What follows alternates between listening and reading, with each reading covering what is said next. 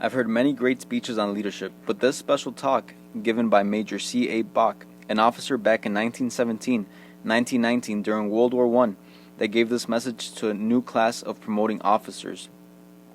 So imagine, he's an instructor at the second training camp at Fort Sheridan, and he's giving this talk, and you are an officer, and a major comes up to give this talk on leadership. The message was so profound that the officers kept talking about it because they wanted to hear it again, since one time was not enough, to the point where the Daily Herald Times heard about it, and they went to the Colonel James R. Ryan, and they ended up getting the speech and publishing it on January 27th, 1918. You may have to listen to this a couple of times. It is that profound. So this speech is by Major C A Bach. Let's get right into it.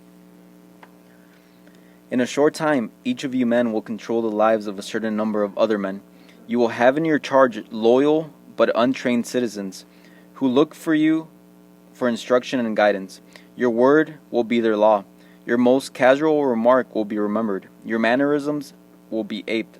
Your clothing, your carriage, your vocabulary, and your manner of command will be imitated. When you join your organization, you will find that there are a willing body of men who ask from you nothing more than the qualities that will command their respect, their loyalty, their obedience. They are perfectly ready and eager to follow you so long as you can convince them that you have these qualities. When the time comes that they are satisfied you do not possess them, you might as well kiss yourself goodbye. Your usefulness in that organization is at an end. How remarkably true this is in all manner of leadership. From the standpoint of society, the world may be divided into leaders and followers. The professions have their leaders. The financial world has its leaders. All this leadership is difficult, if not impossible, to separate from the element of pure leadership that selfish element of personal gain or advantage to the individual, without which any leadership will lose its value. It is in military service only, where men freely sacrifice their lives for a faith, where men are willing to suffer and die for the right of the prevention of a wrong, that we can hope to realize leadership in its most exalted and disinterested sense. Therefore, when I say leadership, I mean military leadership. In a few days, the great mass of you men will receive commissions as officers. These commissions will not make you leaders. They will merely make you officers. But they will place you in a position where you can become leaders if you possess the proper attributes. But you must make good, not so much with the men over you as with the men under you. Make excuses for the shortcomings of others, if you wish, but hold yourself to a strict accountability if you would attain leadership in any undertaking. Men must and will follow into battle officers who are not leaders, but the driving power behind these men is not enthusiasm, but discipline. They go with doubt and trembling that prompts the unspoken question, what will he do next? Such men obey the letter of their orders, but no more. Of devotions to their commanders, of exalted enthusiasm which scorns personal risk, or self-sacrifice to ensure his personal safety, they know nothing. Their legs carry them forward because their brain and their training tell them they must go. Their spirit does not go with them. Great results are not achieved by cold, passive, unresponsive soldiers. They don't go very far, and they don't stop as soon as they can. Leadership not only demands but receives the willing, unhesitating, unfaltering obedience and loyalty of other men, and a devotion that will cause them, when time comes, to follow their uncrowned king to hell and back again, if necessary. If you ask yourselves, of what then does leadership consist? What must I do to become a leader? What are the attributes of leadership, and how can I cultivate them? Leadership is a composite number of qualities, just as success is a composite of the 15 factors out of which this reading course was built. Among the most important, I would list self-confidence, moral ascendancy, self-sacrifice, paternalism, fairness, initiative, decision, dignity, courage. Self-confidence results first from exact knowledge, second, the ability to impart that knowledge, and third, the feeling of superiority over others that naturally follows. All these give the officer poise. To lead, you must know. You may bluff all of your men some of the time, but you can't do it all of the time. Men will not have confidence in an officer unless he knows his business, and he must know it from the ground up. The officer should know more about the paperwork than the first sergeant and command clerk put together. He should know more about messing than the mess sergeant, more about diseases than the horse than his troop farrier. He should be at least good a shot as any man in his company. If the officer does not know, and he demonstrates the fact that he does not know, it is entirely human for the soldiers to say to himself, "To hell with him. He doesn't know as much about this as I do," and calmly disregard the instructions received. There is no substitute for accurate knowledge. Become so well informed that men will hunt you up to ask questions, that your brother officers will say to one another, Ask Smith, he knows." And not only should each officer know thoroughly the duties of his own grade, but he should study those of the 2 grades next up above him. A twofold benefit attaches to this. He prepares himself for duties which may fall to his lot at any time during the battle. He further gains a broader viewpoint which enables him to appreciate the necessity for the issuance of orders and to join more intelligently in their execution. Not only must the officer know, but he must be able to put what he knows into grammatical, interesting, forceful English. He must learn to stand on his feet and speak without embarrassment. I am told that in British training camps, student officers are required to deliver a 10-minute talk on any subject they choose. That is excellent practice, for to speak clearly, one must first think clearly, and clear logical thinking expresses itself in definite positive orders. While self-confidence is the result of knowing more than your men, moral ascendancy over them is based upon your belief that you are the better man. To gain and maintain this ascendancy, you must have self-control, physically vital, and endurance and moral force. You must have yourself so well in hand, even though in battle you be scared stiff, you will never show fear. For if by such much a hurried movement of a trembling of the hands, or a change of expressions, or hastily revoked, you indicate mental condition that would be reflected in your men in a far greater degree. In garrison or camp, many instances will arise to try to temper and wreck the sweetness of your disposition. If at such times you fly off the handle, you have no business to be in charge of men, for men in anger say and do things they almost invariably regret afterwards. An officer should never apologize to his men. Also, an officer should never be guilty of an act for which his sense of justice tells him he should apologize. Another element in gaining moral ascendancy lies in the possession of enough physical vitality and endurance to withstand hardship to which you and your men are subjected, and a dauntless spirit that enables you not only to accept them cheerfully, but to minimize their magnitude. Make light of your troubles, belittle your trials, and you will help vitally to build up within your organization a spirit whose values in times of stress cannot be measured.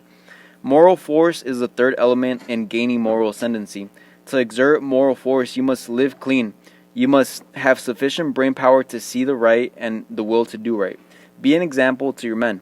An officer can be power for good or power for evil. Don't preach to them. That will be worse than useless. Live the kind of life you would have them lead, and you will be surprised to see the number that will imitate you.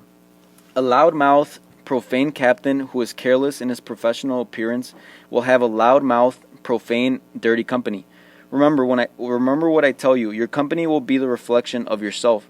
If you have a rotten company, it will be because you are a rotten captain. Self-sacrifice is essential to leadership. You will give all the time. You will give of yourself physically for the longest hours. The hardest work and the greatest responsibility are the lot of the captain. He is the first man up in the morning and the last man in at night. He works while others sleep. You will give yourself mentally in sympathy and appreciation for the troubles of men in your charge. This one's mother has died, and that one has lost all the savings in a bank failure. They may desire help, but more than anything, they desire sympathy. Don't make the mistake of turning such men down in the statement that you have troubles of your own. For every time you do that, you knock a stone out of the foundation of your house. Your men are your foundation. and your house of leadership will tumble about your ears unless it rests securely upon them.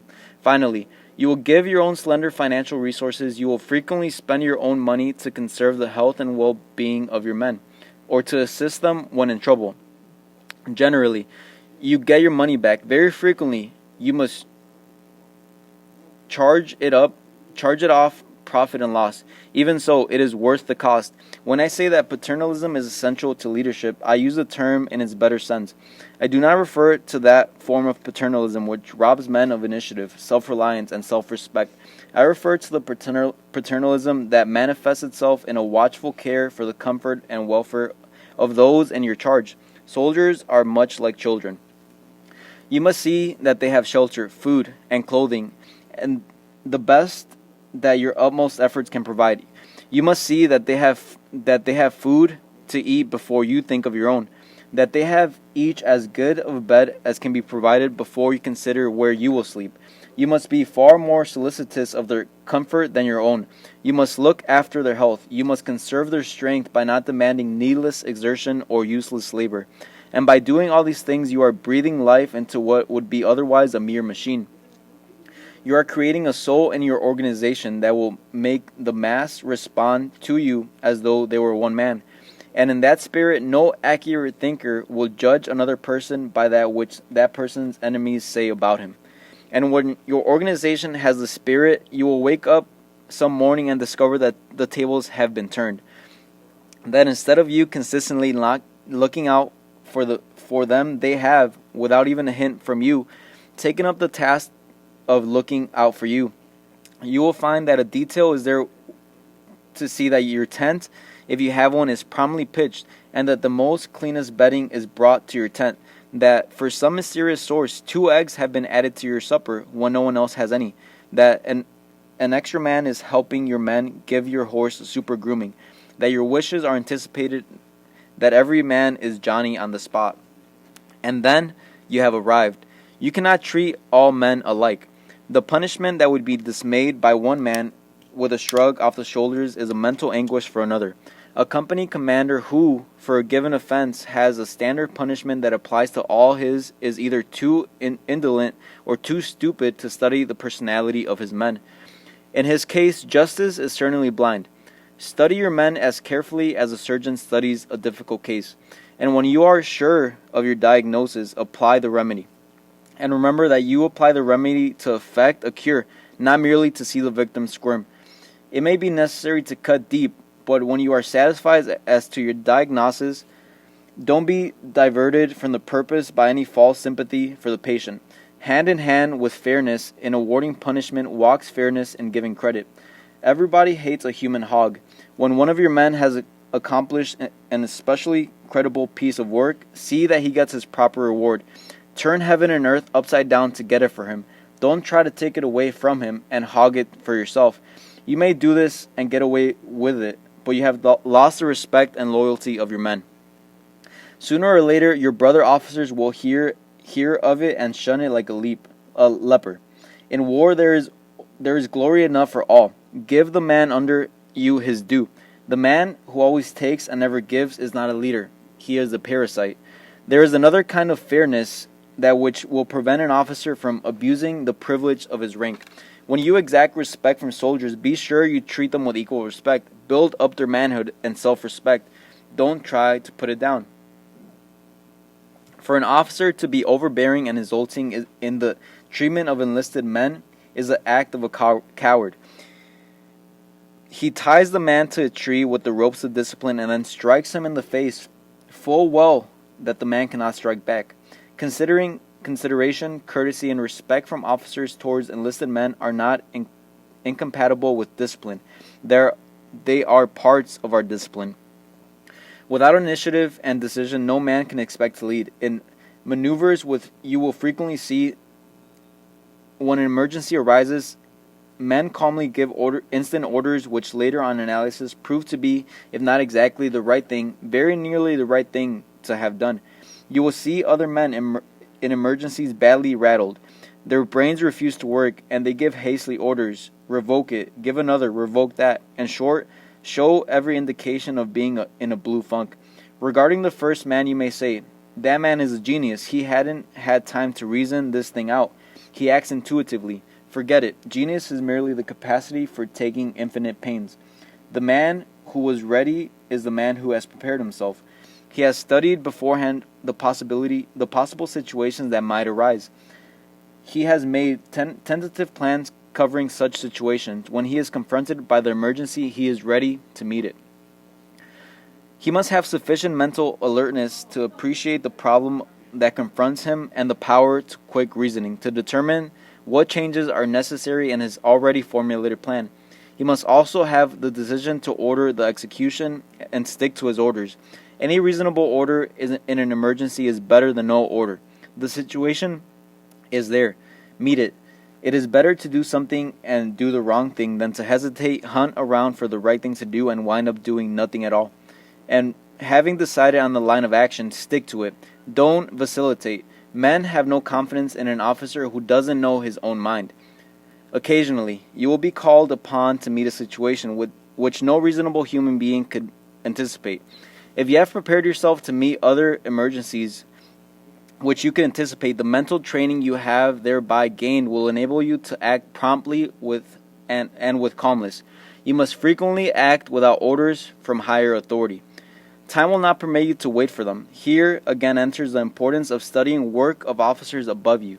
If you have a comprehensive grasp of the entire situation and can form an idea, a general plan of your superiors, that your previous emergency training will enable you to determine that the responsibility is yours to issue the necessary orders without delay. The element of personal dignity is important in military leadership. Be the friend of your men, but do not become their intimate.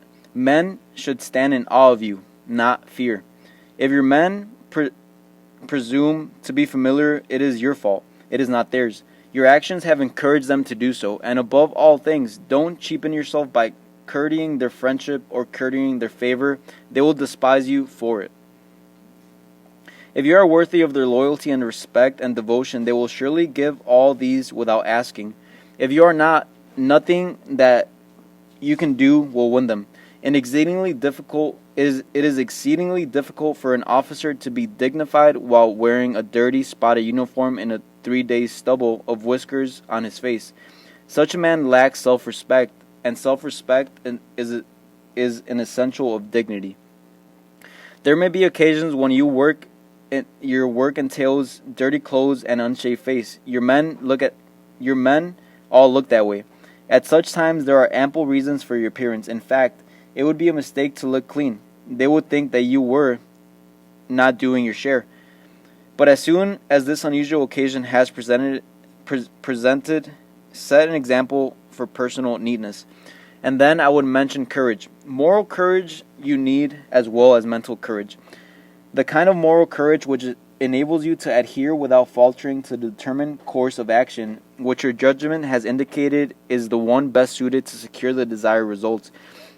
You will find many times, especially in action, that having issued your orders to do a certain thing, you will be beset by misgivings and doubts. You will see or think you see other and better means for accomplishing the object sought. You will be strongly tempted to change your orders. Don't do it unless it is clearly manifested that your orders were radically wrong. For if you do, you will be again worried by doubts as to the efficacy of your second orders. Every time you change your orders without obvious reasons, you weaken your authority and impair the confidence of your men. Have moral courage to stand by your orders and see it through. Moral courage further demands that you assume the responsibility for your own acts. If your subordinates have loyally carried out your orders and the movement of your directed is a failure, the failure is yours, not theirs. Yours would have been the honor if it had been successful. Take blame if it results in disaster. Don't try to shift your subordinate and make him the goat. That is a cowardly act. Furthermore, you will need moral courage to determine the fate of those under you. You frequently will be called upon for recommendations for promotions or demotions of officers and non-commissioned officers in your immediate command. Keep clearly in mind your personal integrity and the duty you owe to your country. Do not let yourself be defected from a strict sense of justice by feeling of personal leadership. If your brother is your second lieutenant and you find him unfit to hold his command, eliminate him. If you don't, your lack of moral courage may result in the loss of valuable lives. There is something wrong about the man whose wife and children do not greet him affectionately on his homecoming. If, on the other hand, you are called upon for a recommendation concerning a man whom personal reasons you thoroughly dislike, do not fail to do him full justice. Remember that your aim is the general good and not the satisfaction of an individual grudge. I am taking it for granted that you have physical courage. I need not tell you how necessary that is. Courage is more than bravery. Bravery is fearlessness, the absence of fear. The merest dolt may be brave because he lacks the mentality to appreciate his danger. He doesn't know enough to be afraid. Courage, however, is that firmness of spirit, that moral backbone, while fully appreciating the danger involved, nevertheless goes on with the undertaking. Bravery is physical, courage is mental and moral. You may be cold all over, and your hands may be trembled, your legs may quake, your knees be ready to give way. That is fear. If nevertheless you go forward and in spite of this physical defection you continue to lead your men against the enemy, you have courage. The physical manifestations of fear will pass away. You may never experience them but once. They are the buck fever of the hunter who tries to shoot his first deer. You must not give way to them. A number of years ago, while taking a course in demolitions, the class of which I was a member was handling dynamite. The instructor said, regarding its manipulation, I must caution you gentlemen to be careful in the use of these explosives. One man has but one accident. And so I would caution you, if you give way to fear that will doubtless beset your first action, you show the white feather. You let your men go forward while you hunt a shell crater. You will never again have the opportunity of leading those men. Use judgment in calling your men for displays of physical courage or bravery. Don't ask a man to go where you would not go yourself. If your common sense tells you that the place is too dangerous for you to venture into, then it is too dangerous for him. You know his life is as valuable to him as yours to you. Occasionally, some of your men must be exposed to danger which you cannot share. A message must be taken across 5 swept zone. You call for volunteers. If your men know you and know that you are right, and you will never lack volunteers, for they will know your heart is in your work, that you are giving your country your best you have, that you would willingly carry the message yourself if you could. Your example and enthusiasm will have them inspired. And lastly, if you inspire leadership, I would urge you to study men. Get under the skins to find out what is inside. Some men are quite different from what they appear on the surface. Determine the workings of their minds. Much of General Robert E. Lee's success as a leader may be ascribed to his ability as a psychologist. He knew most of his opponents from West Point days. He knew the workings of their mind, and he believed that they would do certain things under certain circumstances. In nearly every case, he was able to anticipate their movement and block the execution. You cannot know your opponents in this war in the same way, but you can know your own men. You can study each to determine what lies his strength and his weakness, which man can be relied upon to the last gasp, and which cannot. Know your men, know your business, know yourself.